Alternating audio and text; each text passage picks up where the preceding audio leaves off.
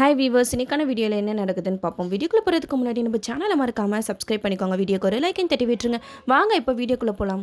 இப்போ அஞ்சலி மகேஷ் இவங்க 2 பேரோட சீன்ஸ் தான் ரொம்ப இன்ட்ரெஸ்டிங்காக போய்கிட்டு இருக்கு. மகேஷ் வந்து அஞ்சலி மேலே ஒரு பக்கம் நல்ல பாசமாக இருந்தாலும் இன்னொரு பக்கம் ரொம்பவே செல்ஃபிஷாக பிஹேவ் பண்ணிக்கிட்டு இருக்காரு. அஞ்சலி வந்து பாசம் காட்டணும்னா அது என் மேலே மட்டும்தான் பாசத்தை காட்டணும், வேற யார் மேலேயும் பாசத்தை காட்டக்கூடாது அப்படின்னு நினைக்கிறது ரொம்பவே தப்பு. ஏன்னா இப்போ வந்து அவர் அம்மா அப்பா இல்லாமல் வளர்ந்தவர். ஆனால் அஞ்சலி அப்படி கிடையாதுல்ல.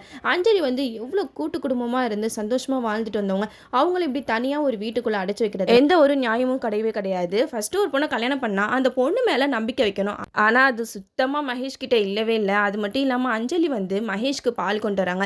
அப்போ அந்த பாலை பார்த்துட்டு மகேஷ் கேட்குறாங்க, எதுக்காக அஞ்சலி எனக்கெல்லாம் பாலை கொண்டு வர? உன்னோட வேலையை நீ பாரு, என்னோட வேலையை நான் பார்த்துக்கிறேன், நீ எப்பயும் போல ஃப்ரீடமாக இரு அப்படின்னு சொல்லிட்டு அஞ்சலி கிட்ட மகேஷ் சொல்ல, அதுக்கு அஞ்சலி சொல்கிறாங்க, இல்லைங்க நான் விருப்பப்பட்டு தான் இந்த பாலை உங்களுக்கு கொடுக்குறேன் அப்படின்னு சொல்லிட்டு கொடுக்குறாங்க. சரின்னு சொல்லிட்டு அதையும் வாங்கி குடிச்சிடுறாரு. அப்புறம் மகேஷ் வந்து ஸ்டார்ட் பண்ண ஆரம்பிக்கிறார், நீ என்ன உங்கள் அம்மா கூட ரொம்ப ஃபோன் பேசிக்கிட்டே இருக்க?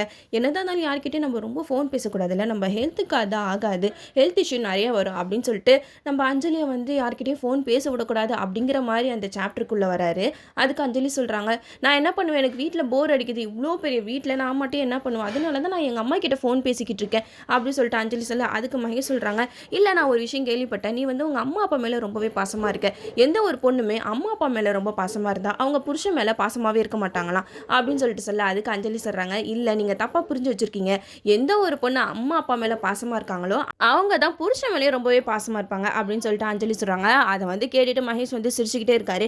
இருந்தாலும் மகேஷ்குள்ள வந்து ஒரு சந்தேகம் இருந்துக்கிட்டே தான் இருக்குது. இல்லை அஞ்சலி ஏதோ தப்பு பண்ணுறா அப்படிங்கிற மாதிரி அவங்க மைண்ட் வந்து கேவலமாக திங்க் பண்ணிக்கிட்டு இருக்கு. காலையில் விடிஞ்சிருது. அப்போ மகேஷ் வந்து ஆஃபீஸ்க்கு கிளம்புறேன் அப்படின்னு சொல்லிட்டு மறுபடியும் அந்த வீட்டை பூட்டிட்டு தான் போகிறாரு. நம்ம அஞ்சலியும் வெளியில் போக ட்ரை பண்ணுறாங்க. அப்போன்னு பார்த்தா கேட் வந்து பூட்டி இருக்கு.